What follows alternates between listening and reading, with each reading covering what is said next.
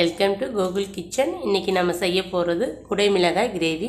இது சப்பாத்தி, நான், ஜீரா ரைஸ்க்கெலாம் ரொம்ப சூப்பராக இருக்குங்க. வாங்க எப்படி செய்யலான்னு பார்க்கலாம்.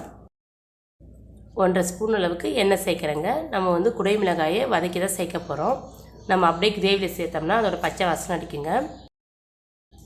அடுப்பை சிம்மில் வச்சு ஒரு 3 நிமிஷத்துக்கு நல்லா வதக்கி எடுத்துக்கலாம். இந்தளவுக்கு வதங்கியிருக்குங்க. இப்போ தனியாக ஒரு பிளேட்டில் எடுத்துக்கலாம். இப்போ வதக்கின கடாயில் எண்ணெய் ஒரு 3 ஸ்பூன் ஊற்றிக்கிறேங்க. இது கூடவே 2 பட்டை, கிராம்பு, ஒரு ஏலக்காய், 1 ஸ்பூன் அளவுக்கு சீரகம் சேர்க்குறேன். சீரகம் நல்லா பொரிஞ்சதுக்கப்புறமா 3 பெரிய வெங்காயத்தை பொடிசாக கட் பண்ணி வச்சுருக்கேன். அதை இப்போ இது கூட சேர்த்து நல்லா பொன்னிறமாக வர வரைக்கும் நல்லா வதக்கிக்கலாங்க.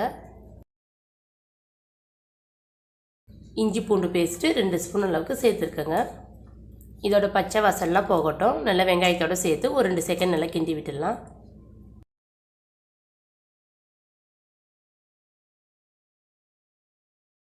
ஒரு மீடியம் சைஸ் தக்காளி பொடிசாக கட் பண்ணி எடுத்துருக்கேங்க. இப்போ இது கூட சேர்த்து நல்லா வதக்கி விட்டுடலாம்.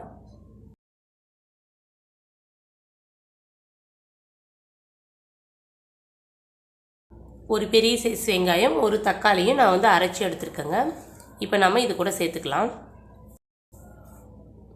நம்ம இந்த மாதிரி அரைச்சி சேர்த்தோம்னா கிரேவி நல்லா கெட்டியாகவும் இருக்குங்க. கூட ஒரு 2 பேர் எக்ஸ்ட்ரா சாப்பிட்லாம்.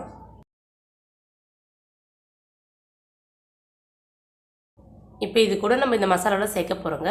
சிக்கன் மசாலா 1.5 ஸ்பூன், மல்லித்தூள் 1 ஸ்பூன், மஞ்சள் தூள் 1/4 ஸ்பூன், தனி மிளகாய் தூள் 1/2 ஸ்பூன் எடுத்துக்கோங்க. இப்போ இதெல்லாம் சேர்த்து நல்லா மிக்ஸ் பண்ணி விட்டுடலாம். நான் இந்த கிரேவிக்கு கரம் மசாலா யூஸ் பண்ணலைங்க, சிக்கன் மசாலா யூஸ் பண்ணியிருக்கேன். நீங்கள் வேணும்னா நீங்கள் அந்த மசாலா கூட சேர்த்துக்கலாங்க. இப்போ வதக்கி வச்ச குடைமிளகாயை நம்ம இது கூட சேர்த்துக்கலாம்.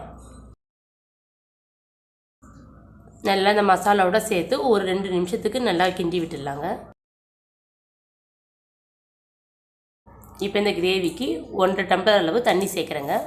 இப்போ தண்ணியோடு சேர்த்து இதெல்லாம் நல்லா மிக்ஸ் பண்ணி விட்டுடலாம். கிரேவிக்கு தேவையான அளவு உப்பு இப்போ சேர்க்குறேங்க. இப்போ நம்ம கிரேவி ஒரு 10 நிமிஷத்துக்கு நல்லா கொதித்து வரட்டும். இந்த கிரேவி ரொம்ப ஈஸியாகவே இருக்குங்க. சப்பாத்திக்கு நம்ம உடனே செஞ்சு முடிச்சிடலாம். அவ்வளோதாங்க, குடைமிளகாய் கிரேவி ரெடி ஆயிடுச்சுங்க.